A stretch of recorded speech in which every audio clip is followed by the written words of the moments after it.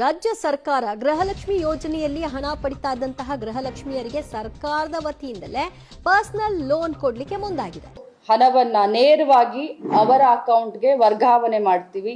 ಅರ್ಜಿ ಸಲ್ಲಿಕೆಗೆ ಯಾವುದೇ ರೀತಿಯಾದಂತ ಫೀಸ್ ಅನ್ನ ಶುಲ್ಕನ್ನ ಅರ್ಜಿದಾರರು ಕೊಡುವಂತಿಲ್ಲ. ಅದನ್ನ ಸರ್ಕಾರವೇ ಭರಿಸುತ್ತದೆ.